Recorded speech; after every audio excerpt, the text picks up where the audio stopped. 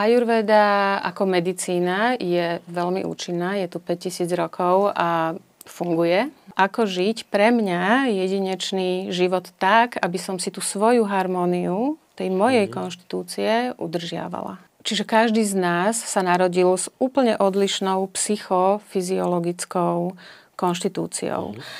A to je to, čo robí tú ajurvedu práve jedinečnou, lebo ajurveda nelieči ochorenie, ale lieči človeka. Naše telo funguje len v dvoch módoch. Hej? Buď v jednom, alebo v druhom. Ten jeden mód je regenerácia, hej? Čiže naše telo sa neustále snaží regenerovať a udržovať homeostázu. A ten druhý mód je fight or flight.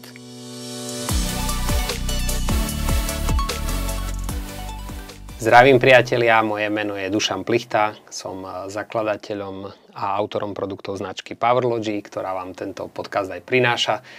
A je mi cťou dnes privítať odborníčku a doktorku na veľmi zaujímavú tému a tou témou je Ajurvéda, a teda holistický prístup k zdraviu z pohľadu tohto konceptu, ktorý má pôvod, pokiaľ ja dobre viem, v Indii.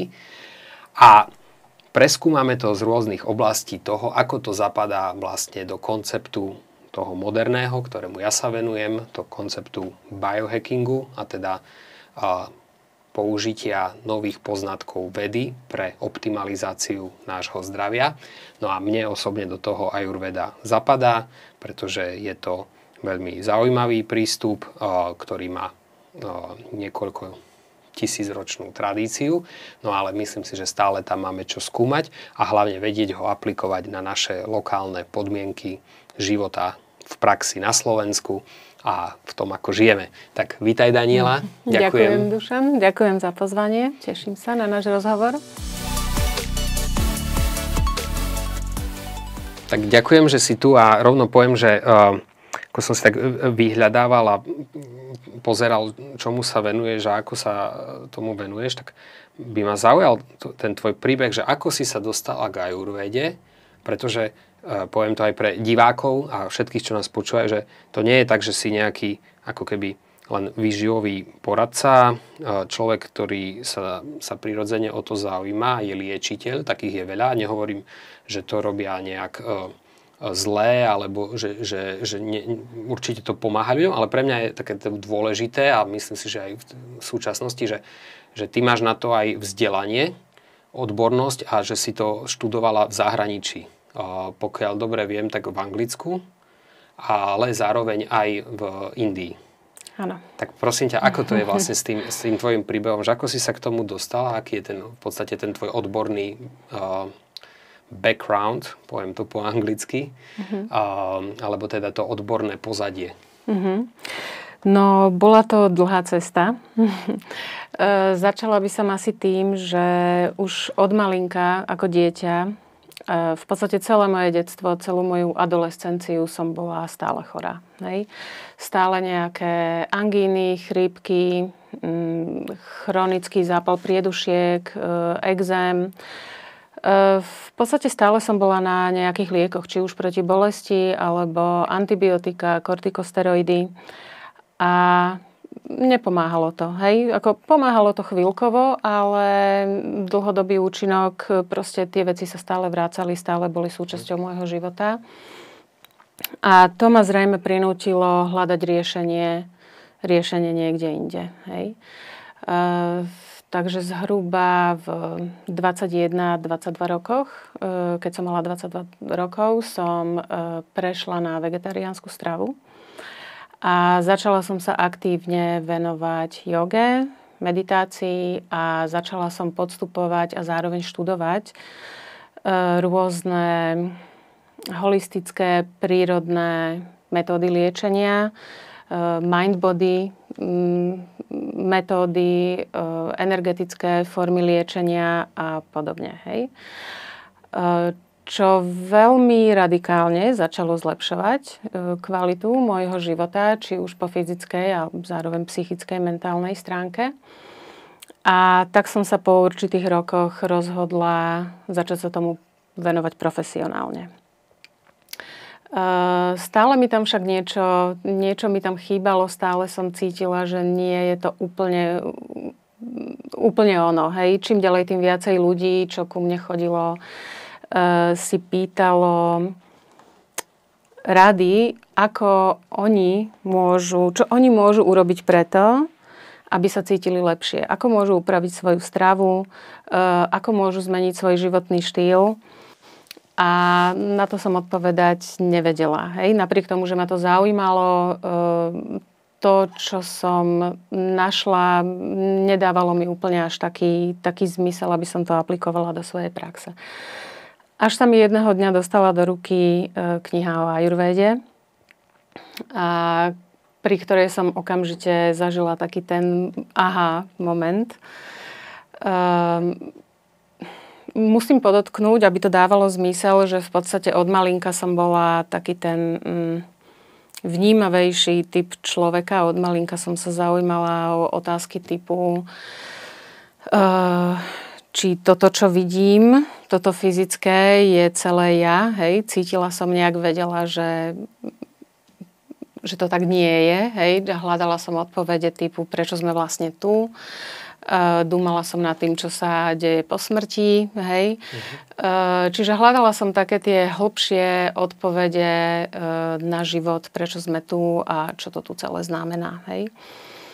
A keď som otvorila tú knihu ajurvédy, otvorila som ju zrovna na kapitole, ktorá rozprávala o filozofiách, na ktorých je ajurvéda postavená. Hej? A hlavne o filozofii Samkhya, čo je popri joge v podstate najstaršia ajurvédská, indická filozofia. A tá pojednáva o zmysle života, hej? O stvorení. O stvorení z tej najjemnejšej energie až po hmotu. A pre mňa to bola tá najrealistickejšia a najpochopiteľnejšia teória stvorenia, ako funguje vesmír a prečo sme tu a na čo sme tu a ako to celé vzniklo. Hej? Čiže vtedy som hneď vedela, že toto je moja cesta a chcem vedieť o tej ajurvéde oveľa viac. Tak som sa jej začala venovať, začala som hľadať všetky možné zdroje, ktorých bolo neskutočne málo v tom čase u nás a postupne ako začali byť publikované ďalšie knihy, tak som ich všetky čítala, avšak vždy sa klzali tak po povrchu, hej, boli tam také tie základy ajurvédy, váta, pita, kapha, o tom si povieme neskôr, ale proste stále iba také nejaké základy a ja som chcela ísť do hĺbky. A u nás nič hlbšie nebolo. Neexistovali žiadne odborné školy alebo aspoň dlhodobé kurzy, ktoré by učili ajurvédu. No a keď som sa v roku 2004 dozvedela, že v Londýne existuje odborné štúdium ajurvédy, tak to nabralo veľmi rýchly spád u mňa. Predala som všetko, čo som vlastnila a odišla som do Londýna študovať. Tak to bolo vlastne také priamo to volanie, že naozaj teda tam môžeš získať aj od niekoho asi, kto tomu rozumie. Myslím, že ten Londýn je taký veľmi prepojený s Indiou a tak ako to oni aj kolonizovali, že veľa Indov viem, že tam ako žije aj v Londýne a takto, čiže tam sú asi tí odborníci a majstri od týchto véd. No a chcem sa teda spýtať, že či z toho, čo si povedala, chápem to správne, aj možno diváci, že máme napríklad jogu, ktorú poznáme, chodí množstvo ľudí z nás cvičiť tú jogu, ako to hovoríme my tu na západe. Ale vlastne, že na východe, alebo teda naozaj tá joga je viac o takom ako keby zmysle života, o tej filozofii. A že vlastne tak ako ten život, že my ho necvičíme, ale že by sme ho mali ako praktizovať. Presne. A naozaj ako žiť, hej, že byť tam v tej prítomnosti a spájať sa možno s tým telom, takže chápem to správne, že tak ako aj yoga má nejaké takéto ten filozofický hlbší základ, tak to má, v podstate to má aj tá ajurvéda. Len my ho tu ani možno nepoznáme a pozeráme sa na to možno trošku ešte z tej prvej úrovne. Áno. Takto, tu sú také dva aspekty ajurvédy. Za prvé, samozrejme, že zaoberá sa zmyslom života. Už len preto, lebo jedna z tých hlavných filozofií, na ktorých je ajurvéda postavená, je yoga. Čiže všetky tie aspekty, na ktorých je yoga postavená, tak ajurvéda prebrala. No a čiže taký ten jeden aspekt ajurvédy je ten medicínsky. Hej? Čiže mnoho ľudí pozná ajurvédu ako medicínsky systém, čisto starostlivosti o telo, alebo prevencia, alebo liečba chorôb. Hej?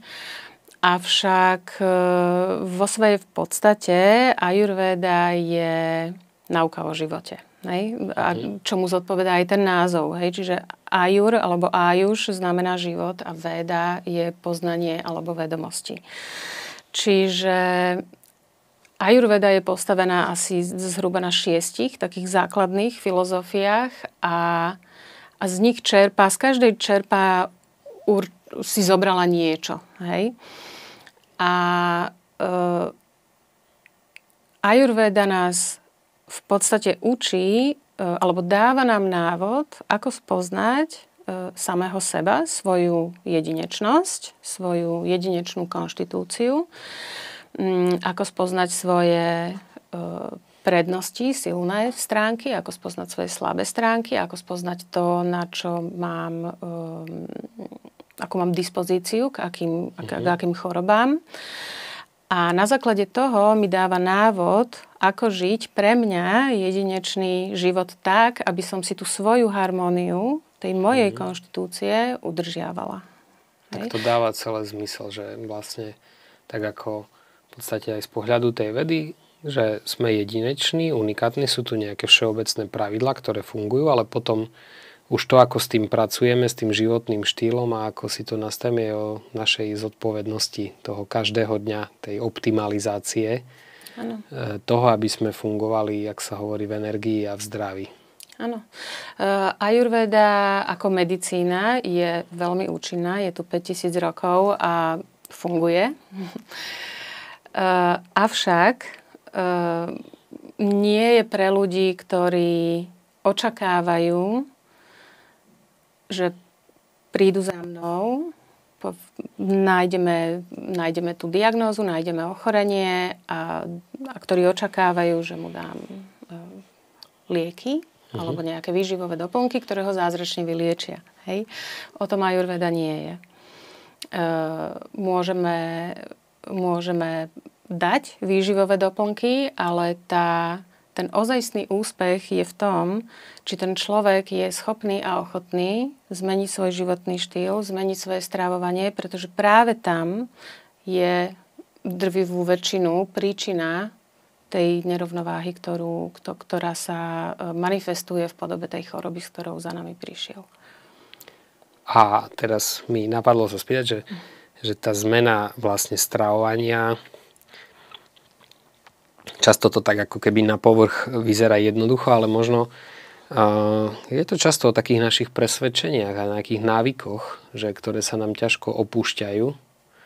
A je to spojené vlastne s tou ako takou, volajme to, prácou na sebe, že či sme ochotní naozaj sa meniť a to, čo sme si mysleli, že je dobré, alebo že čo nám aj fungovalo, možno keď sme boli mladí, alebo niekedy to fungovalo, ale teraz to už nefunguje. Takže či sme ochotní ako keby pustiť to svoje presvedčenie. Napríklad to, že mäso je nevyhnutné, alebo zase naopak, hej, že sa toho mäsa bojím, hej, lebo z môjho pohľadu je to ako keby jedno, hej, lebo niekomu môže byť užitočné, niekomu môže škodiť. Takže chápem to tak ako správne, že často je to o tom, že vlastne potrebujeme ísť tak hlbšie a vlastne sa pozrieť na to, že prečo sa stravujem, ako sa stravujem a niekde, že hľadať aj také tie, volajme to, psychologické aspekty toho nášho prístupu k teda k stravovaniu versus ako, pre mňa to je ako keby prístup k vlastnému telu a tým spôsobom aj prístup k životu. Toto sa veľakrát deje automaticky. Tento proces, spontánne, sám o sebe. Ja mám veľa klientov, alebo teda doteraz som mala veľké množstvo klientov takých, ktorí vôbec nič nevedeli o ajurvede. Nikdy sa nezaujímali o zdravý životný štýl, cvičenie jogy, meditácie, hej. Čiže ľudia, ktorí trpia nejakým chronickým ochorením alebo vážnym ochorením, dlhodobým ochorením, a niekto, komu som pomohla, ho ku mne poslal. Hej, čiže zo zúfalstva, kedy už vyskúšali čokoľvek iné, nič nefungovalo, tak proste dobre, idem vyskúšať tú ajurvédu, ktorá tak pomohla mojej susede, alebo dcére, alebo podobne. Často tak vidíme nádej, čo je aj pozitívne, že to tak prichádza. A veľakrát sú to ľudia, ktorí, povedzme, sú na bežnej slovenskej strave, hej, klasickej. A väčšinou sú zhrození, keď odo mňa odchádzajú, pretože sa im to zdá až nemožné.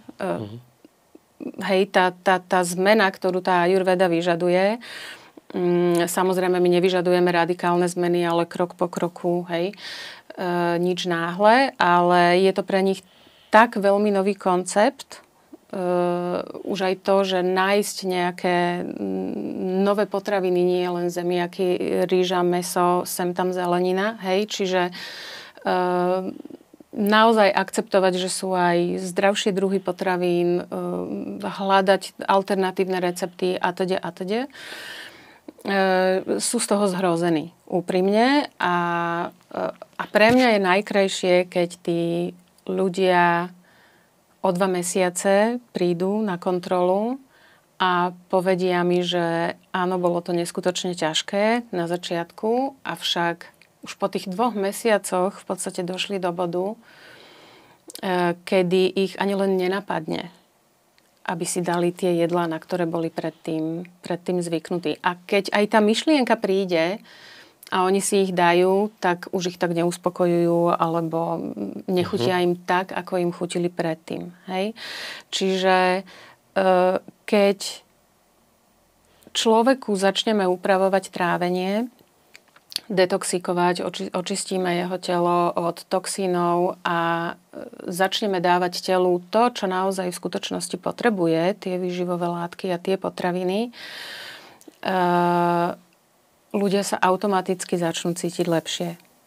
Začnú sa cítiť v harmonii, začnú byť vitálni, hej. Dá sa povedať, že začnú byť ako keby viacej citliví na svoje telo, že len tak hocičo do seba nedajú? Áno, tam sa to dostane. Ale na začiatku sa v podstate začnú cítiť oveľa vitálnejší. Ich spánok sa zlepší. Hej. Ráno, keď sa zobudzajú, majú viacej energie. Počas dňa lepšie zvládajú stres. Čo samozrejme viacej vplýva aj na ich vzťahy a podobne. Čiže, alebo výkony v práci, hej, mentálnu sústredenosť a podobne. Čiže a o čo viacej sa človek začne cítiť lepšie, o to jednoduchšie sú pre neho potom tie ďalšie a ďalšie zmeny, až sa to prirodzene dostane do toho bodu, že ten nový životný štýl, že to nové stravovanie je úplne automatické. Hej. Čiže stane sa to ako... Na začiatku je to snaha o nový návyk, ale každá snaha o nový návyk sa stane prirodzenosťou, hej, v určitom bode. To je také zaujímavé a určite mám túto skúsenosť, ale je tam to ale, hej, že nie každý to zase takto dá, alebo dá to na nejaký čas, nejaký rok, niečo sa zlepší a potom zase prídu nejaké aspekty života. Ano. Často prídu ako keby problémy vo vzťahoch v práci a tie nás často vedia ako keby, ja to tak poviem, že zdrviť alebo vrátiť ako keby do starých koľají. A tam je moja otázka vlastne možno teraz, takto skôr sa dostaňme, že máš v ordinácii pacientov, klientov, alebo akokoľvek to nazveme, a je tam nejaká štatistika a možno, čo by si teraz ako popísala ako kľúčové výzvy, ja to volám, alebo tie choroby, alebo tie chronické choroby, že s čím ľudia zápasia v tomto roku. Hej? Že tu sme rok 2024 a je tu nejaké obdobie, niečo sa nám vo svete a v okolí deje, v spoločnosti sa nám nejak fungujeme, ľudia chodia do práce, sú v nejakom veku. Tak to by ma tak zaujímalo, že s čím vlastne, čo tak najviac vidíš ty z svojho pohľadu takého, lebo chodia rôzni ľudia, ale potom si vieš ty asi vytvoriť, teda máš nejaký nadhľad už. Áno. Čo sa teraz, ako pýtaš sa na rôzne diagnózy? Alebo také na rôzne diagnózy, čiže keď možno tak povieš rôzne diagnózy, čo môže našim poslucháčom poslúžiť, že niektorých sa možno nájdu, alebo aj keď sa nenajdu, tak možno sa nájdu, že aha, že toto je prevencia, že možno tam môžem smerovať, keď niektoré veci nezmením, ale že to skôr zachytíme, aby sme si to len popísali, aby možno ľudia aj vedeli, že nie sú v tom sami. Hej, že tu sú ako keby tieto veci sú výzvou podľa mňa každého z nás istým spôsobom. A potom by ma tak zaujímalo, že áno, a že kde tam potom ako keby vidíš také koreňové príčiny z tvojho pohľadu. Tak klienti chodia naozaj s veľmi širokou škálou zdravotných problémov. Od rôznych druhov tráviacich problémov, to sú také tie, dá sa povedať, z našej strany, z nášho pohľadu, také tie najrýchlejšie vyliečiteľné, alebo ktoré sa veľmi rýchlo dajú dať do rovnováhy, až po rôzne chronické autoimunitné ochorenia. Hej.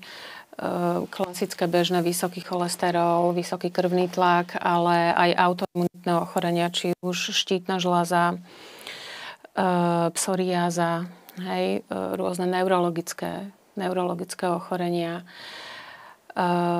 u žien menštruačné, hej, problémy s cyklom. Mnoho ľudí alebo párov chodí podporiť plodnosť, hej. Čiže snažia sa o bábätko. Posledný rok musím povedať, že veľmi veľa ľudí chodí či už kvôli stresu, alebo kvôli rôznym chronickým bolestiam, rôzne pociťovaným, či už ide o chronické bolesti kĺbov, alebo chronické bolesti hlavy, migrény, chronické bolesti chrbta, s ktorými si nevedia radi. Kde vyskúšali už rôzne druhy terapii, rôzne druhy liekov, rôzne druhy špecialistov a bohužiaľ veľakrát už je to až v takom stave, kde sami lekári si nevedia priznať to, že čo. Hej? A mnohí ľudia dokonca začnú mať pocit o sebe. A mnohým ľuďom bolo povedané, že už len na psychiatriu majú ísť. Hej?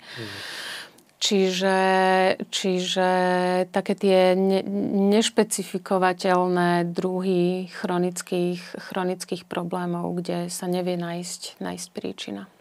To je často teraz taká možno pasca, ale možno tak povzbudiť ľudí v tom, že áno, že je veľa odborníkov a určite tá tradičná medicína je dôležitá, ale niekedy ako keby tá príčina je skrytá niekde inde a často tí doktori nemajú toľko času, urobia nejaké diagnostické vyšetrenia a im jednoducho vyjde, že tam nič nie je, ako keby z pohľadu fyzického, ale nemajú čas a hlbšie sa tomu venovať, tak dajú ako za seba pravdivú diagnózu.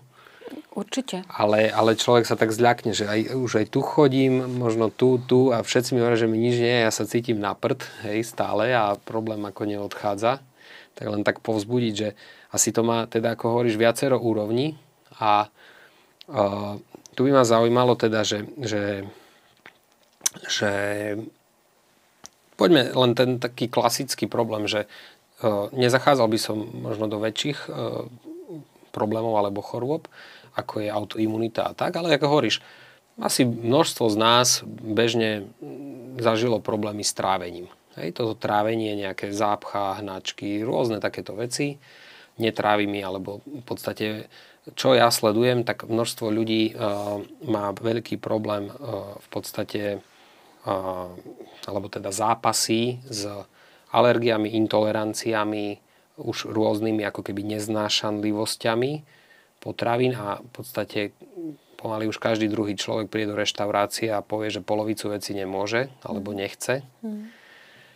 A teda možno k tomuto, hej, že čo tam najčastejšie sleduješ ako tie príčiny, ako tie disbalancie, ako keby nerovnováhy, prečo sa nám toto deje? Tak najčastejšie je to jednoducho ajurvedsky zodpovedané, ak človek dlhodobo nežil v súlade so svojou konštitúciou. Hej? Čiže jak aj ty si povedal pred chvíľkou, že v podstate naše stravovacie návyky väčšinou sú odpozorované, sú naučené, hej, sú odpozorované od rodiny. Hej? Čiže stravujeme sa tak, ako sa stravovala naša rodina. A mnohí tak aj pokračujeme, hej, jeme vtedy, kedy celá sa rodina, keby povedalo. áno, alebo kedy celá rodina môže a podobne. Čiže naše stravovacie návyky nie sú prispôsobené našim vlastným individuálnym potrebám. A toto je napríklad to, čo celkovo ajurvédu robí tou špecifickou, hej, že má veľmi individuálny prístup. Že ty, poviem to na takom asi konkrétnom príklade, že môže to byť, to si to teraz ako vymyslím hypotetický príklad, ale ja som to napríklad takto odpozoroval na sebe, že sú ľudia a tak, ktorí stanú a potrebujú sa naraňajkovať. A im to robí dobre a tak to funguje. A sú zase ľudia, ktorí ako keby na silu ráno jedia a im to nerobí dobre, ale ako keby, a sú takí, že mal by som dať čo zjesť, raňajkovať. A ja keď som prestal raňajkovať, ako keby, tak mi bolo ľahšie, lepšie. Mám už ako na sebe vytestovaný nejaký prístup, ktorý mne sedí a keď sa spätne vrátim do nejakého iného prístupu, že sa prispôsobím tej spoločnosti, čo si však samozrejme to robím občas na dovolenke alebo na veciach, tak len sledujem, že to nie je pre mňa optimálne. Hej, že som si to vyskúšal zase a tak, ale len som sa utvrdil v tom, že mne je lepšie ako keby podľa môjho protokolu. Áno. Preto vlastne ajurveda odporúča, alebo to bohatstvo, ktoré ajurveda nám môže dať, je zistiť tú svoju konštitúciu. Hej? Pretože to nám dá akoby mapu do celého života, po ktorej keď pôjdeme, tak budeme šťastnejší, vitálnejší, viacej v rovnováhe. Čiže ajurveda vraví, že každý z nás sa narodil s určitou jedinečnou konštitúciou, ktorá je daná pomerom tých troch dóš, o ktorých sme hovorili. Hej? Váta, pita, kapha. Čiže môžeme 3 dóše pomenovať ako nejaké 3 charakteristiky našich ako keby vlastností alebo talentov, darov toho, ako sme sa, toho DNA v podstate. Áno, je to taký DNA blueprint. To znamená, ako každý jeden z nás má všetky 3 dóši. Všetky 3 dóši sú v každej jednej bunke nášho tela.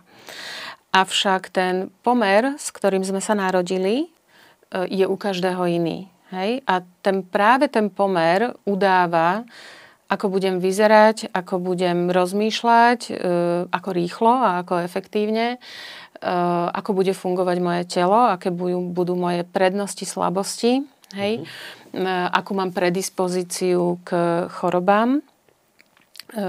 Čiže každý z nás sa narodil s úplne odlišnou psychofyziologickou konštitúciou. A to je to, čo robí tú ajurvedu práve jedinečnou, lebo ajurveda nelieči ochorenie, ale lieči človeka. Že mu pomáha, ako hovoríš, poznať seba a čo najlepšie si to nastaviť pre seba. Presne. A v tom medicínskom zmysle príklad máme, v ajurvede neexistuje chorobný proces, hej, nejaká diagnóza, oddelenie od jednotlivca alebo od človeka. Hej. Čiže povedzme si, že toto je chorobný proces, reumatoidná artritída, ktorá má nejaké príznaky, znaky, proces. Západná medicína všeobecne popísala, že toto je nejaká choroba, takto začína, takto sa prejavuje. Takto. A teraz, keď si sem prinesieme človeka, ktorý má vátovú konštitúciu, prinesieme človeka, ktorý má pitovú konštitúciu a prinesieme človeka, ktorý má kafovú konštitúciu a priradíme im tú diagnózu tej reumatoidnej artritídy, tak u každého toho človeka, u každej tej jednotlivej konštitúcii sa tá reumatoidná artritída bude prejavovať úplne ináč. Hej. Čiže aj ten prístup k liečbe toho človeka musí byť jedinečný, musí byť individuálny. Hej?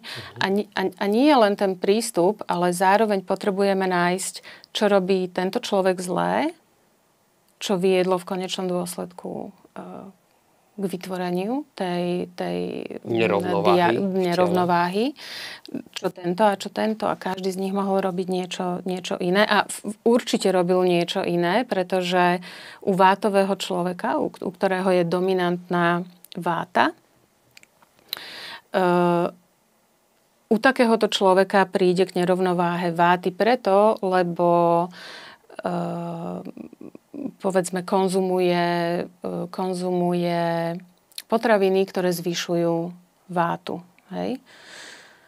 Dobre, teraz prepáč, trošku zastavím, aby sme si rozumeli. Prejdeme to, také základné ako keby tie dynamiky, ale asi budeme potrebovať k tomu definíciu takú základnú, že čo sú to tie doše a ako si predstaviť ako keby cca aspoň tak nahrubo tú charakteristiku. Hej? Že pita, váta a kafa. Správne? Áno. Áno, ten koncept je veľmi potrebný, aby sme mohli ísť ďalej v rozhovore. Je veľmi ťažké vysvetliť, čo tie doši vlastne sú, lebo nedajú sa vidieť očami. Hej? Ale vieme ich v tele pozorovať. Aby sme to pochopili, ajurvédsky koncept je založený na 5 elementoch. Hej? Čiže ajurveda vraví, že celý tento vesmír, vrátane nášho tela, je zložený z 5 elementov. Všetko v inom pomere, ale vo všetkom je 5 elementov. Hej? A v tej najjemnejšej forme tých 5 elementov sú energetické formy. Hej? Čiže keď sa pozrieme na vnútorné prostredie nášho tela, ktoré je v neustálom pohybe, tých 5 elementov, rôzne kombinácie tých 5 elementov vytvárajú také 3 základné energetické prúdy energie a to sú práve tie dóši. Hej? Váta, pita, kafa. A tieto dóši cez svoje vlastnosti regulujú všetky funkcie nášho tela. Všetky psychosomatické funkcie nášho tela. Keď tieto dóši sú v rovnováhe, či už ide o ich kvalitu alebo kvantitu, tak sa cítime zdraví, sme v rovnováhe, máme silnú imunitu, silnú obranyschopnosť organizmu. Avšak, keď sú oslabené alebo sú zvýšené, tak časom tieto dóši začnú napádať tkanivá, to fyzické v našom tele a vedie to k vzniku ochorenia. Hej? Čiže keď sa pozrieme na slovo dóša v preklade, v priamom preklade znamená to, čo má tendenciu sa pokaziť. Hej? Dóša je sanskritské slovo.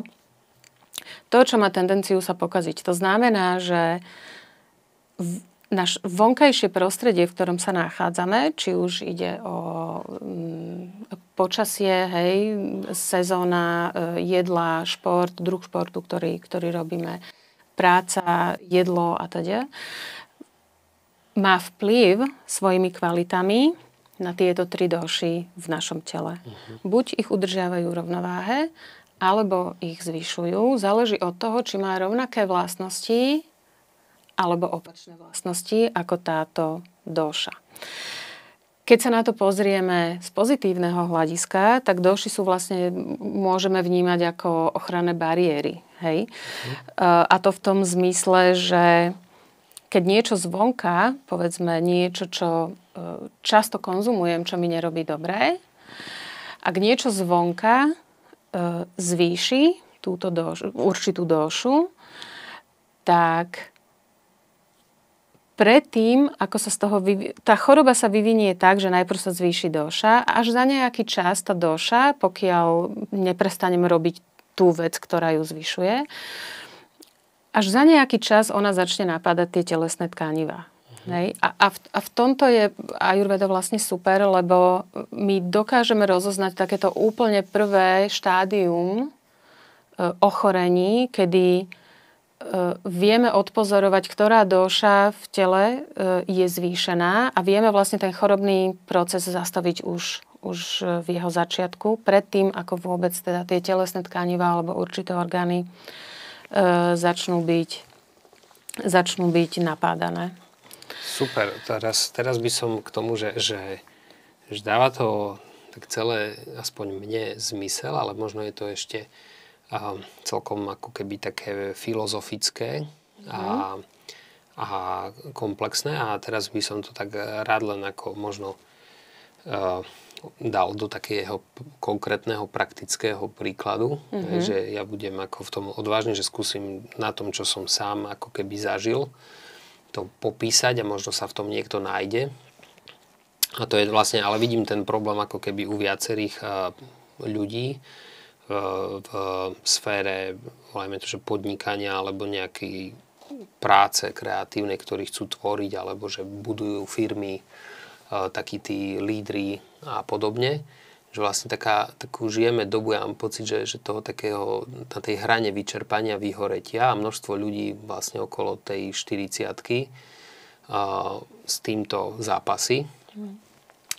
A teda sám som to tak akože na sebe odpozoroval, že dobre, niečo som robil a tiež sa dostal ako keby na túto hranu. Hej, občas tam ako keby, keď to je nejakým spôsobom prepísknem, tak sa dostanem do, volajme to asi energetického dlhu. A zároveň vtedy pozorujem u mňa, že výrazne je ovplyvnený ten, volajme to, psychický systém, že som ako keby potom podraždený a zároveň je ovplyvnené aj trávenie. Hej, že vtedy mi horšie tráví a mám rôzne ako keby diskomforty v trávení a už potom ako keby začínal som riešiť, že hľadať si ako keby tú diagnózu, že mám intoleranciu na to, ale z pozorovania vlastne vidím, že potom keď človek sa ukľudní, dá tomu telu nejaký oddych alebo wellness, volajme to, tak sa vlastne to trávenie upravilo. Hej? A pritom akože jedla som až tak nemenil. Čiže je toto ako keby konkrétne nejaký takýto príklad, alebo ako by si ty do tej praxe napríklad tohto problému vyčerpanosti, únavy a vyhoretia, lebo množstvo ľudí prežíva chronické ako keby stavy únavy. Ano. Čo je vlastne aj to, čo už vyhoretie. Áno.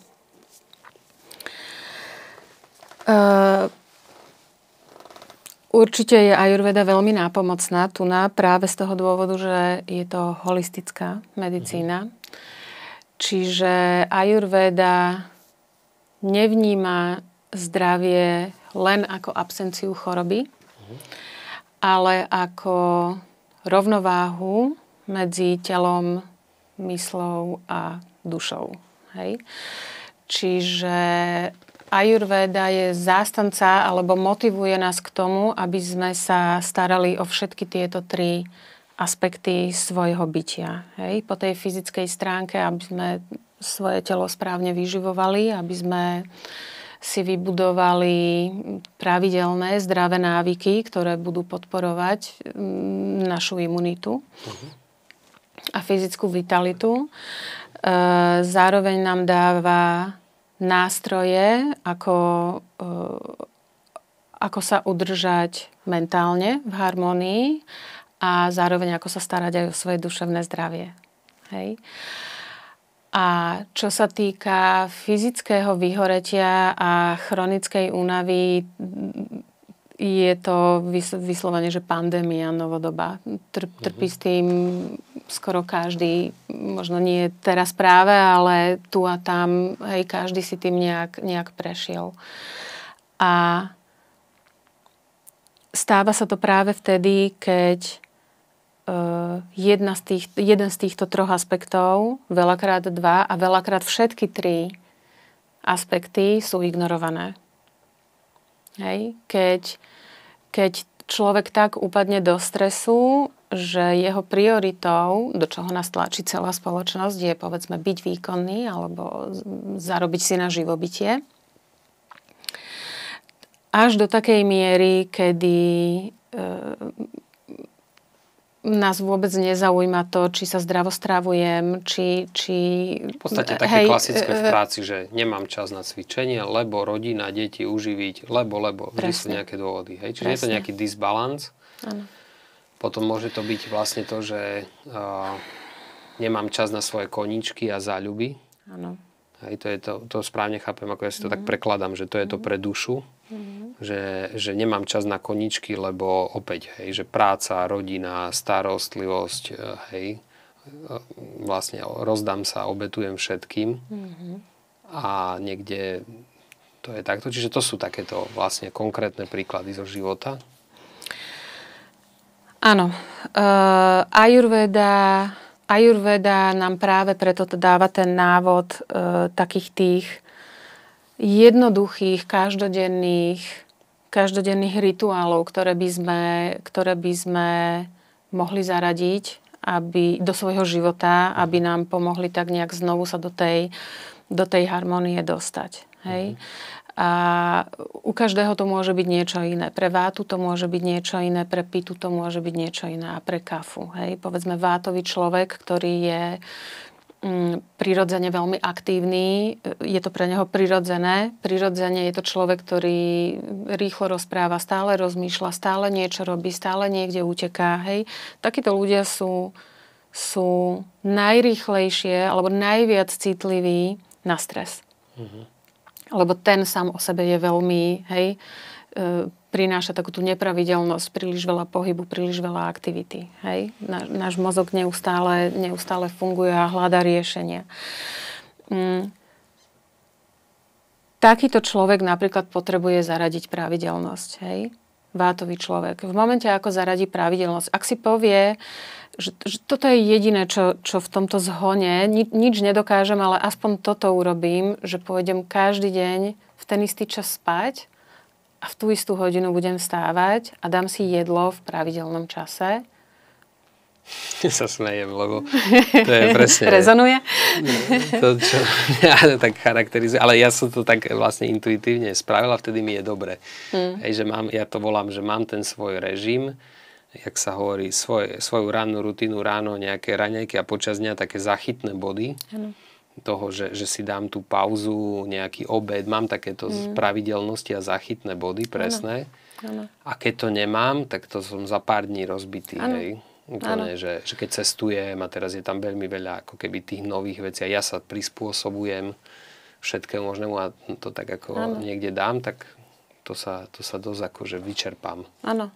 Čiže ako táto pravidelná rutina je dôležitá pre každého. Hej? Proste naše telo, naša psychika, naša myseľ fungujú najvýkonnejšie a najlepšie a sú v harmonii, keď im dáme pravidelnosť. To je platné pre každého. Ale čo sa týka, povedzme, vátovej konštitúcie, tak pre nich najviac. Hej? Lebo oni tým, že sú to takí najviac aktívni ľudia, najviac rozmýšľajú, najviac potrebujú, najviac športujú, v kúse stále behám, stále niečo riešim. Hej, to sú presne taký ten typ človeka, ktorý ti povie, že ja nemôžem chodiť na jogu, lebo ja sa tam strašne nudím. No, tak to je ako... Hej. Ale som sa naučila. Hej, čiže... Ale práve oni to potrebujú. Hej? Áno, Čiže áno. oni práve potrebujú zastabilizovať, čiže oni lietajú, oni potrebujú zastabilizovať. Potrebujú tú pravidelnosť. Čiže dať im ten prvý krok je pravidelné jedlo, pravidelný spánok. V momente, ako sa začnú stabilizovať trošičku viacej, tak proste zaradiť nejaké ďalšie prvky, hej, ako začnú byť toho schopní. Či už nejaká meditácia, alebo trochu jogy, alebo tai chi, alebo proste relaxácia, aspoň 2 minútky večer, hej. Čiže toto je veľmi dôležité. U pitového človeka, ktorý, to sú také tie ohnivé typy. Čo znamená ohnivý typ? Že ako viacej stabilný, ale veľmi taký ako silná energia nejaká? Čo to znamená? Pitoví ľudia, my sme neprešli práve cez ten základný koncept, sme ho nedohovorili, ale hej, každá dóša, sme hovorili, je v podstate zhluk nejakých kvalít, určitých elementov, z ktorých vychádza. Hej, u tej váty je to éter a vzduch. Čiže váta prirodzene má kvality týchto dvoch elementov, ako pohyblivá, suchá, studená. Hej? A toto sú kvality, ktoré regulujú funkcie v našom tele a toto sú kvality, ktoré určujú, ako budem vyzerať, ako budem rozmýšľať, ako budem konať. Hej? U pitového človeka pita u nej najviac prevláda element ohňa a vody. Hej. Čiže prirodzene pita má vlastnosti týchto dvoch elementov. A to je horúca, prenikavá, mierne mastná, mierne tekutá. Hej. Čiže človek, ktorý má v konštitúcii dominantnú pitu, tieto vlastnosti budú určovať, ako rozmýšľa, ako vyzerá, ako bude reagovať a teda. Hej. Čiže pitoví ľudia majú v sebe veľmi veľa ohňa. Ohnivých kvalít. Hej. Tento oheň na jednej strane ich robí veľmi inteligentnými, veľmi rýchlo chápu veci, túžia po vzdelaní, hej.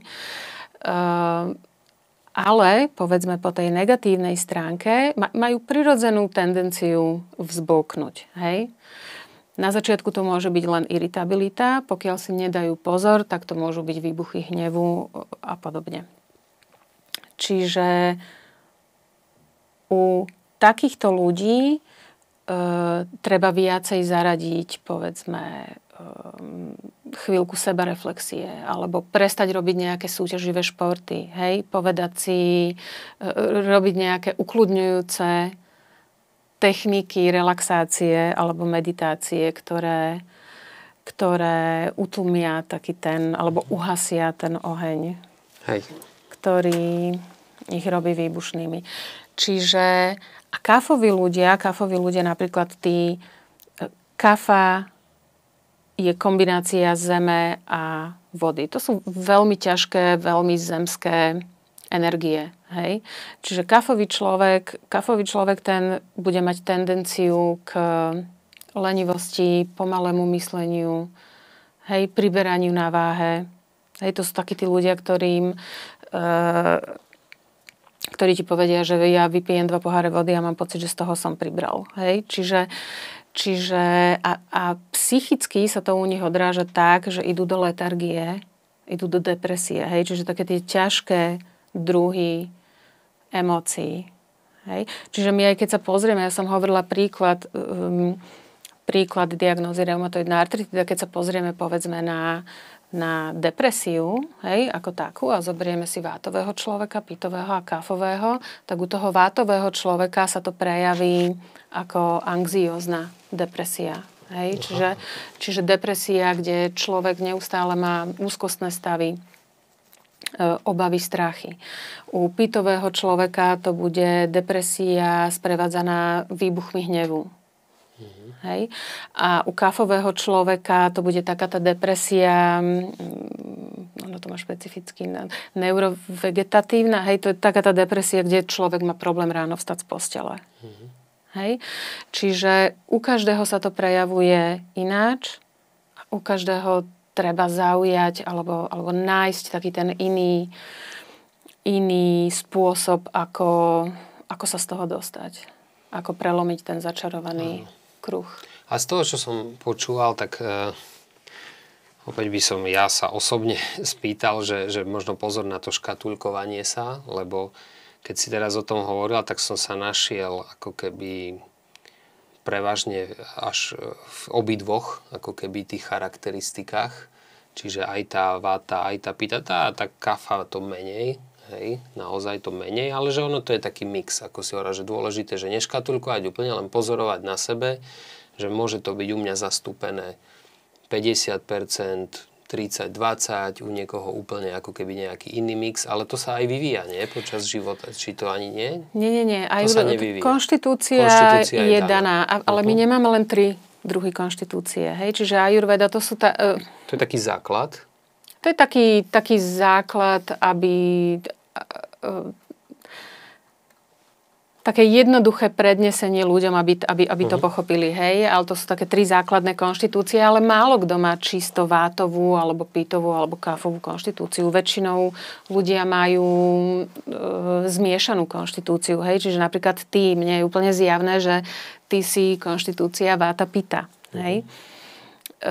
Niekto, ja som pita kafa, hej. Niekto môže byť váta kafa a niektorí ľudia, aj keď je to veľmi, veľmi zriedkavé, majú všetky 3 doši akoby kvázi rovnako zastúpené v tej konštitúcii, ale to je veľmi zriedkavé. Hej, čiže... Ale presne o tom je ajurveda. Ajurveda nás učí pozorovať sa. Hej? Aj keď ja napríklad veľmi neodporúčam online sa vieš nájsť kopec takých tých kvízov, kde človek... si môže určiť svoju konštitúciu, ale ja to moc neodporúčam. Že áno, že tie online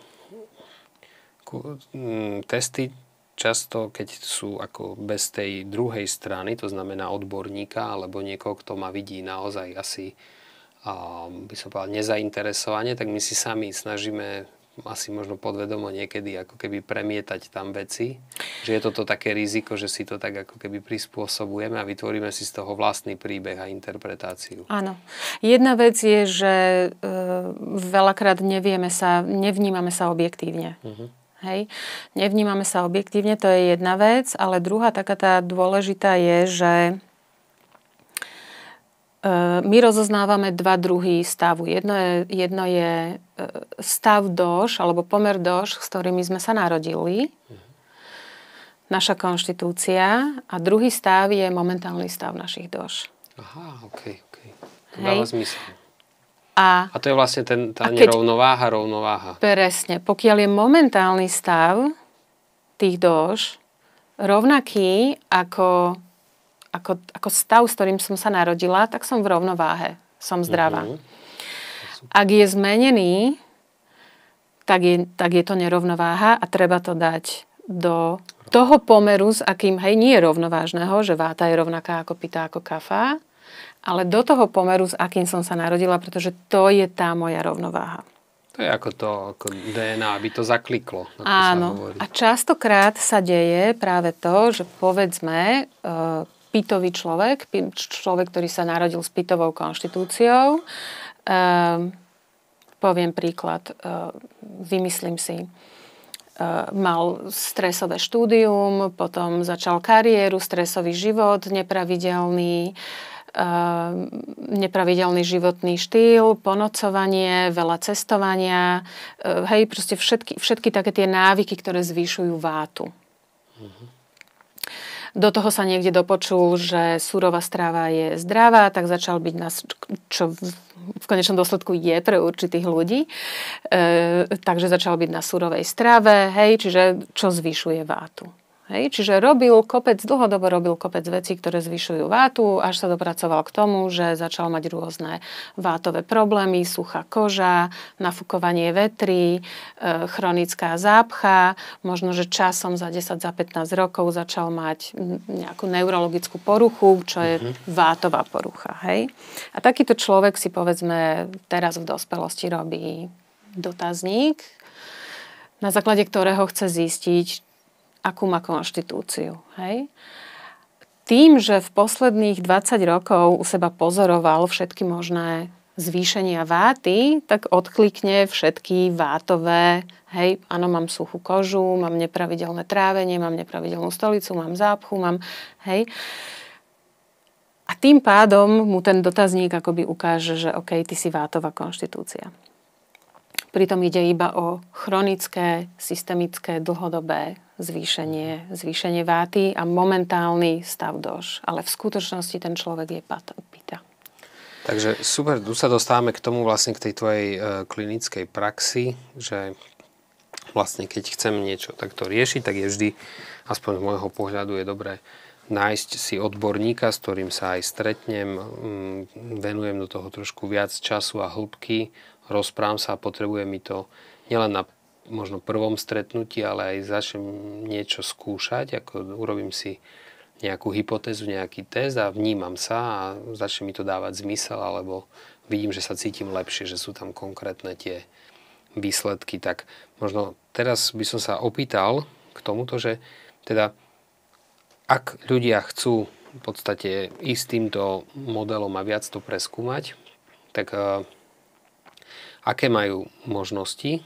Hej, že vlastne ja som si povedal, že vy máte vlastne ordináciu ako také akéby centrum, sú tam rôzne služby, čiže je to, že sa dá konzultácia aj online dokonca z celého Slovenska, hej, a sa dá rozprávať a poznať vlastne takto, že kde je tá moja nerovnováha. Ináč mňa to celkom zaujalo, až teraz teda si to na jeseň aj ja dám, ako s tebou, to ma fakt, lebo mňa to zaujíma a vždy tam odhalím nejaké ako zlepšenia, alebo možno veci, ako hovorím, ktoré som videl neobjektívne. A ja si rád skúšam ako rôzne prístupy. A takže toto je tá možnosť, to mi príde také postupné, jasné a veľmi osobné.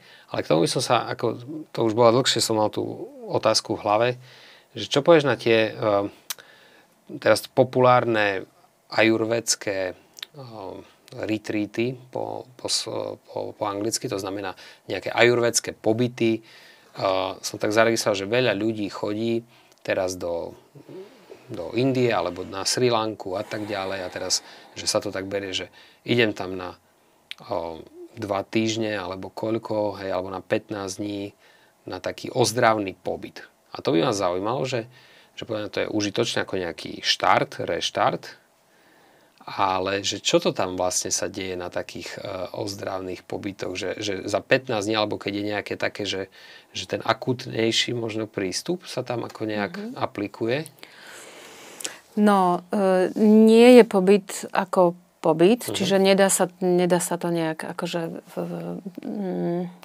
dať tomu nejakú, či už pozitívnu alebo negatívnu kritiku, pre všetko rovnaké. Nie je lekár ako lekár, nie je pobyt ako pobyt. Čiže záleží od toho, že čo chceme. Ak chceme ozdravný pobyt naozaj, čiže v ajurvede sa to volá pančakarma, na to 2 týždne nestačia. Hej. Čiže to odporúčam naozaj ísť na minimálne 3, 4 až 5 týždňov si vyhradiť čas a ísť do nejakého tradičného ajurvédskeho centra, kde sú lekári, ktorí tradične robia ajurvédu a aby sa nenechali zaslepiť skôr nejakými proste luxusnými centrami a podobne. Hej, to luxusné centrum môže byť taký wellness pobyt. To zase neuškodí. Oni sú perfektné. Áno, určite odporúčam aj tie, ale k tomu sa chcem práve dostať, že ak chceme len taký nejaký reštart, ak sa potrebujeme reštartovať, chceme si oddychnúť, chceme nabehnúť na zdravšie strávovanie, chceme, aby sa niekto o nás postaral, vyhýčkal, vymasíroval, hej, zacvičili si jogu. Určite tieto centra sú na to vhodné. Avšak pančakarma je veľmi náročný proces. Pančakarma má mnoho kontraindikácií, hej, napríklad nemali by sme ísť na pančakarmu vyčerpaní. Takže to sa ako reštart v nejakom veľmi stresovom alebo vyhoretom stave neodporúča. Hej. Pančakarma je veľmi hĺbkový proces aj čistenia, aj liečenia, ktorý v nás môže vyvolať aj rôzne psychologické stavy. Hej, čiže potrebujeme byť... Krátkodobé nepríjemné stavy a čiže na to potrebujeme byť pripravení. Čiže záleží od toho, čo chceme, v akom sme stave, aký je náš cieľ. Takže toto je také, ako to počúvam, tak len v podstate zaujímavé aj logické. Možno aj k tomu dopovedať, že už aj akúkoľvek inšpiráciu a časť z tej ajurvedy si zoberiem, tak mi môže pomôcť a nevylučuje sa to vlastne so západnou medicínou. Poviem príklad, že mám pred sebou operáciu, cítim už z toho nejaký stres, ale viem, že potrebujem ísť na operáciu, vymyslím si pankreas, alebo niečo. Čiže určite si môžem pomôcť ako keby balancom, aby to telo bolo pripravené a podporilo vlastne možno aj to, čo ma čaká. Určite. Je to tak, že... Klasická medicína je úplne úžasná, ja ju úplne milujem. A už teraz máme v podstate overené, bohužiaľ nie až tak u nás, ale na západe klasickí lekári a ajurvédski lekári k tej spolupráci už sa dostávajú, hej. Rovnako mnoho klasických lekárov, alopatických lekárov začalo študovať ajurvédu, hej, a začínajú ju implementovať do svojej praxe. Čiže klasická ajurvédská medicína vôbec nie sú protikladné. Práve, že majú neskutočne veľký potenciál, keby išli ruka v ruke. Hej, pretože klasická medicína je úžasná pri, povedzme, urgentných stavoch, hej, operácie a podobne, čiže, alebo veľmi akútnych stavoch, hej, akútne zápaly a podobne. Čiže klasická medicína zachraňuje život miliónom ľudí každý deň. A ajurvédská medicína tá zase nie je až tak funkčná v akutných stavoch. Hej? To je skôr pomalý proces.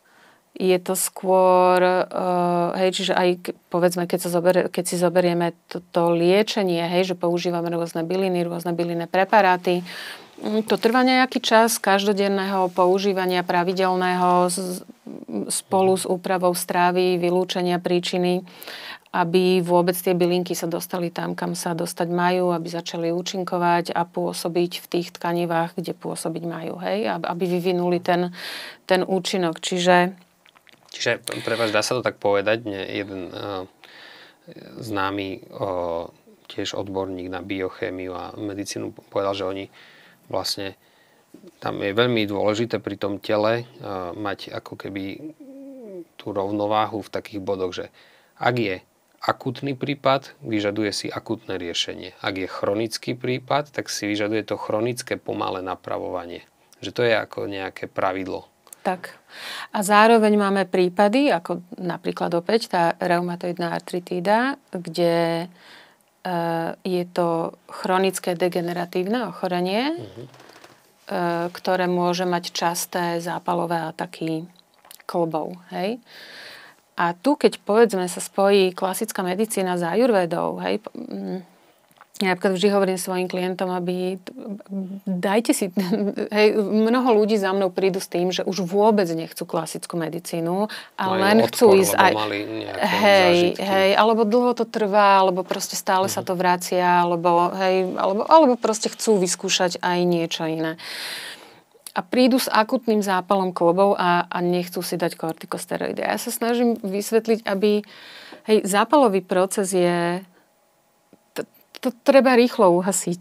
Hej? Vtedy nehovorím, že človek má celý život brať kortikosteroidy, ale je veľmi silný akútny zápalový proces v klboch, vie tie klby úplne zničiť.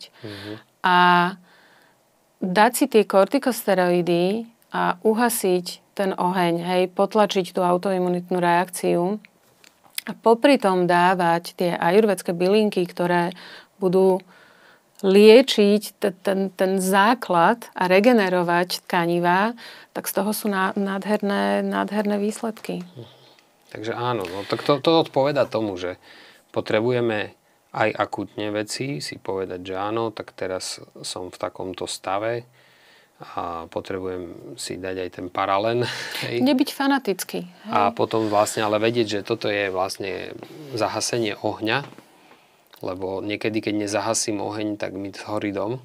Tak. A potom ale musím vedieť, že kde oheň vzniká. Tak. A zároveň pracovať na tom, aby sa to už neudialo. Hej? Aby sme ho utlmovali, aby sme urobili všetko preto, aby sme ho už nerozdúchavali. Dobre, super. Tak ti ďakujem pekne. A na záver by som to tak opäť rád zakončil takými praktickými odporúčaniami. Takže ideme do obdobia myslím, že náročného, jeseň a zima. Máme pred sebou vlastne také produktívne obdobie. Deti nastúpili v septembri do školy. Celkovo ako keby práca, to je jesenné obdobie do Vianoc, náročné. Takže čo tam ako keby by si odporúčila v takých tvojich ako pravidlách, hej, v tej strave, také hlavné veci, čo si dať pozor a v rámci aj tej sezónnosti, ktorá tu je.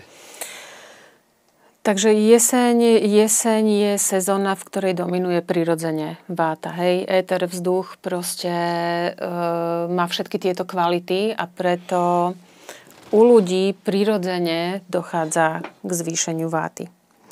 To znamená, že hlavne ľudia s vátovou konštitúciou si musia dávať najväčší pozor, ale aj tie ostatné konštitúcie, aby zaradili opačné vlastnosti do svojho života. Hej. Čiže tým, že váta je pohyblivá, tak skôr išli do takého uzemnenia a do tej pravidelnosti, pravidelné jedlo, pravidelný spánok. Tým, že váta je studená, tak práve, že by sme mali konzumovať jedlá, ktoré sú tepelne upravené, výživné, hej, polievky, prívarky, kaše na raňajky a vylúčiť momentálne surové potraviny, hej, surové jedlá typu misa šalátu na obed a podobne. Hej, čiže preferovať skôr také výživné, teplé. Dobre, tam opäť sa dostaneme, že uvedomiť si, že chladno, veterno, vlhko, to sú také charakteristiky jesene. Takže vlastne si dať pozor, aby sme presne také ako keby sedliacký rozum, hej, ako to bolo, že vlastne aj tí naši predkovia sa prispôsobili, že sezónne potraviny, úprava tepelná, teplé veci, dať si pozor ako keby na ten chlad, na vlhkosť a toto si tak ako držať v tej rovnováhe, ale ten chlad a vlhkosť, alebo teda ako si povedal, tá dynamika je v tom, že dať si pozor na to, že koľko robím aktivít versus koľko regenerujem a koľko mám ako toho času pre seba, lebo prirodzene to prostredie, spoločnosť, všetko bude ako keby tlačiť do toho pohybu, do toho ako keby vetra. Áno, a do tej nadmiernej produktivity, ktorá v podstate vytvára v nás ten stres, alebo stresové reakcie. A čo napríklad zistujem v poslednom čase, že je tým najčastejším dôvodom práve u tých rôznych chronických bolestí. Hej, že sme neustále... Naše telo funguje len v dvoch módoch. Hej? Buď v jednom, alebo v druhom. Ten jeden mód je regenerácia, hej? Čiže naše telo sa neustále snaží regenerovať a udržovať homeostázu. A ten druhý mód je fight or flight. Hej? Čiže to je mód, ktorý by mal byť krátkodobý a ktorý máme na to, aby sme sa vyhli nebezpečenstvu. Hej? Aby sme rýchlo zutekali, ja neviem, pred tigrom, ktorý nás naháňa, alebo pred tým, že sa na mňa niečo rúti. Hej? Čiže toto je mód, v ktorom začneme vylúčovať hormóny typu kortizol, hej, adrenalín, ktoré zrýchlia náš štep, potlačia bolesť a my sme tým pádom schopní rýchlejšie zutekať pred nebezpečenstvom. Problém však je, že náš mozog, ktorý bol vyvinutý na to, aby nás ochraňoval, čiže jeho hlavná funkcia je ochraňovať nás. Náš mozog neustále vyhodnocuje, v akej situácii sa nachádzam a či som v bezpečí. A ak nie som v bezpečí, tak rýchlo vyvinie veškerú snahu, aby som sa do toho bezpečia dostala. Čiže avšak náš mozog sa môže mýliť. Hej, táto úžasná schopnosť je nie vždy je to pre našu ochranu, avšak mozog sa môže mýliť v tom, že nedokáže rozoznať pred skutočne pre mňa fyzicky nebezpečnou situáciou, kde mi hrozí o život a situáciou, kde som tak emočne... Som si z emócií a tak vymyslela. A zo stresu. Zo stresu, áno, alebo z nejakej traumy a strachu. Vtedy vylučujem presne tie isté rovnaké hormóny, ako keď sa na mňa niečo rúti a ja predtým potrebujem zutekať. Hej? Čiže mozog v týchto situáciách reaguje úplne presne rovnakým spôsobom. Avšak tým, že nepotrebujem fyzicky zutekať pred niečím, čo sa na mňa rúti, mozog si povie, OK, ako jej pomôžem zutekať pred tým hrozným emocionálnym nebezpečenstvom, pred ktorým sa tak strašne bráni a nechce sa na to pozrieť. A vytvorí mi nejakú fyzickú bolesť. Čo je lepšie na odvrátenie pozornosti, zutekanie pred emóciami ako trošku fyzickej bolesti, na ktorú už som zvyknutá, ktorú poznám. Čiže dá sa povedať, že jedna z dynamik tej vzniku možno chorôb je, že ako ľudia utekáme pred zlými, akože pre nás označenými zlými emóciami a nejak ich potláčame, alebo dávame ich nabok, alebo vlastne nahradzame ich nejakými činnosťami, ale to sa potom prejaví v tom tele. Určite. Dnes už je v podstate najnovšia neuroveda, čím ďalej, tým viacej dokazuje, že 90% chronickej bolesti a chronických stavov je neuroplastická bolesť. Že to mozog si tam ako... Áno, čiže naučená bolesť. Na ktorej sa podieľajú... Poviem príklad. Akutná bolesť, veškerá bolesť je tvorená mozgom. Či je akutná, alebo je chronická, všetká bolesť, mozog sa rozhodne, či ju treba vytvoriť a vytvorí ju v takej intenzite a v takej dĺžke, v akej uzná za vhodné, aby nás ochránil. Hej? Čiže pri akutnej bolesti tá je prirodzená. Zraním si nohu, pri behu si vytknem členok, mozog to zaregistruje a rozhodne, koľko bolesti má vytvoriť na to, aby som už na tú nohu nestúpala, lebo ak na ňu vstúpim, tak si ju ešte viacej poškodím. Čiže to je prirodzené. Tá noha by sa mala do 2-3 mesiacov zahojiť. To je normálne. To je akutná bolesť. Tvorená mozgom. Avšak existujú aj patologické formy bolesti, typu fantómová bolesť končatiny, kedy končatina bolí aj potom, ako bola odamputovaná. To je fascinujúce.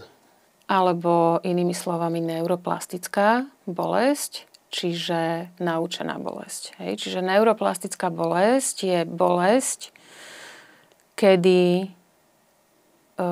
človek, povedzme, mal nejaké zranenie, podstúpil operácie, podstúpil liečbu, podstúpil terapie.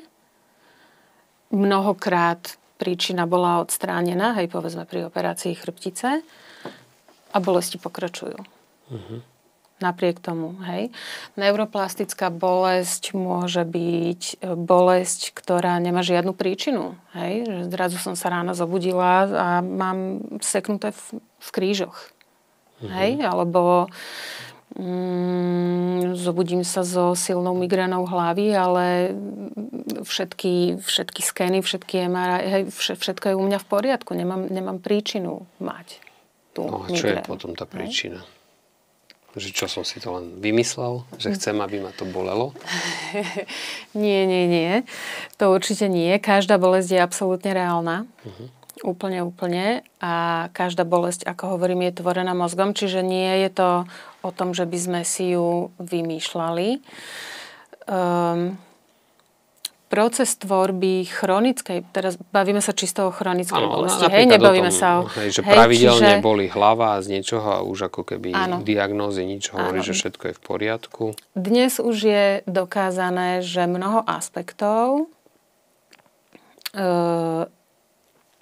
tvorby chronickej bolesti, že tam zohrávajú úlohu aspekty ako emočné traumy z detstva. Môžu to byť copingové stratégie, druhé. Hej. Vyrovnávacie stratégie. Áno, ďakujem. Hej, čiže táto neuroplastická bolesť alebo chronická bolesť, o ktorej hovoríme, na západe už má svoj názov, volá sa to tension myosital syndrome alebo syndrom tenznej myozitidy. A čo je odpozorované za tých posledných 20-25, čo by už 50 rokov, čo sa s tým na západe pracuje, je odpozorované, že je určitý druh ľudí alebo určité typológie ľudí majú predispozíciu na toto TMS. Hej? Čiže určitý typ chronickej bolesti. A keď sa na týchto ľudí pozrieš, tak sú nádherní ľudia s nádhernými vlastnosťami. Hej? Čiže sú to ľudia, ktorí na seba myslia ako na posledných, bezkonfliktní ľudia. Hej? Sú to ľudia, ktorí veľakrát perfekcionisti, čiže všetko sa snažia urobiť čo najlepšie. Sú to ľudia, od ktorých nikdy nepočuješ nie. Hej? Neustále sa všetkým snažia vyhovieť. Napriek tomu, že toto všetko vyzerajú ako veľmi šľachetné a pozitívne vlastnosti, v konečnom dôsledku sú to copingové stratégie na väčšinou traumy z detstva. Hej? Poviem príklad.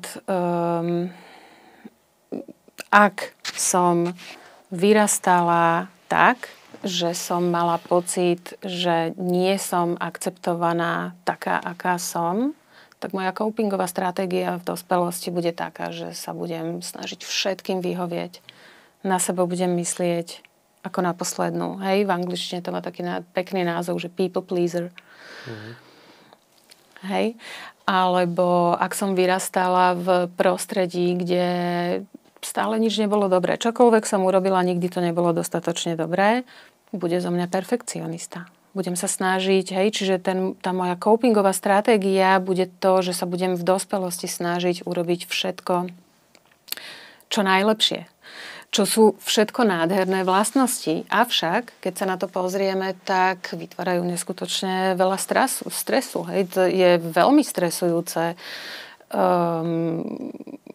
Chcieť všetko perfektné, lebo nikdy urobiť. Nič nemôže byť perfektné. Stále to môže byť lepšie. Áno, mňa veľmi stresuje všetko presne upratovať a mať poriadok. Hej, lebo vždy to môže byť lepšie. To je nekonečné. Ale ja práve, že nie som to perfekcionista, ja som s tým v pohode, ale poznám takto ľudí a som len tiež ako je to zaujímavé, jak to máme každý iné.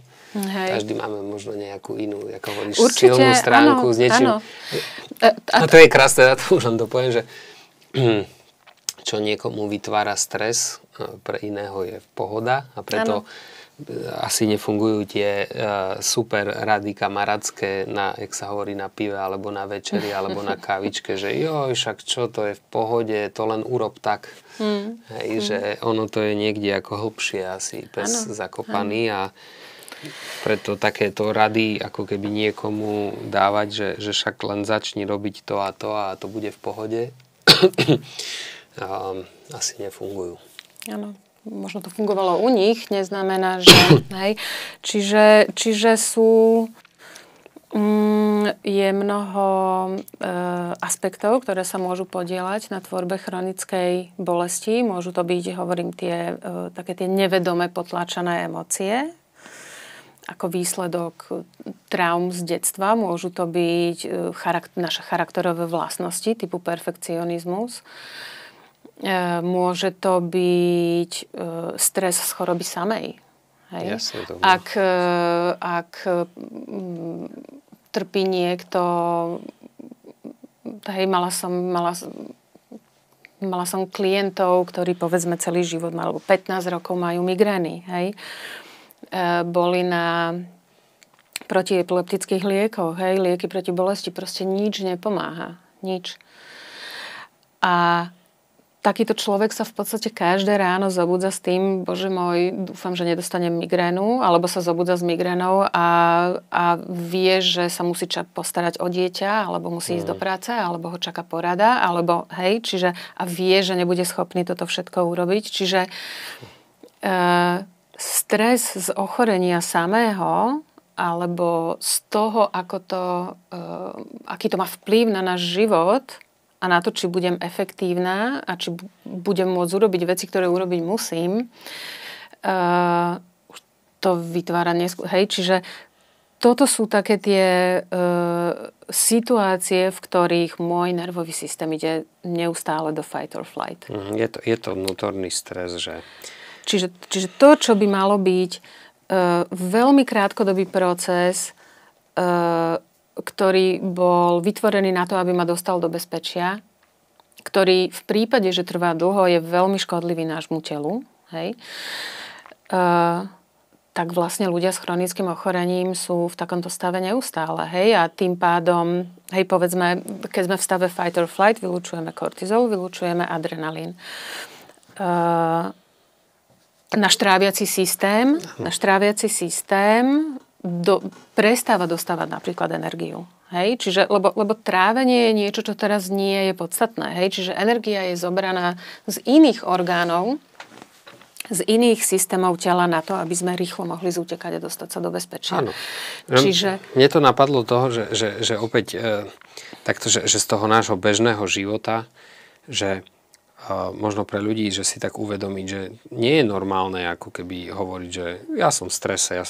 Že stretávam množstvo ľudí a povie, že ja som v strese, ja mám taký stres a berie sa to už ako keby, že takto to má byť. Hej? Áno. A to je jedna vec, ktorá mi tam prišla. A druhá vec, že možno na záver také, aby som to dal už naozaj také odporúčanie, že kde ťa môžu ľudia nájsť, pozrieť si na vašej stránke, ako to na nich pôsobí, možno sa objednať na tú úvodnú konzultáciu, niečo sa dozvedieť viac o sebe. A potom mi len prišlo to, čo ako, je také možno pre niekoho nepríjemné odporúčanie, ale jednu radu by som možno predsa len dal, čo aj mne fungovalo, že často ako keby sa radíme s blízkymi priateľmi a s rodinou. Hej?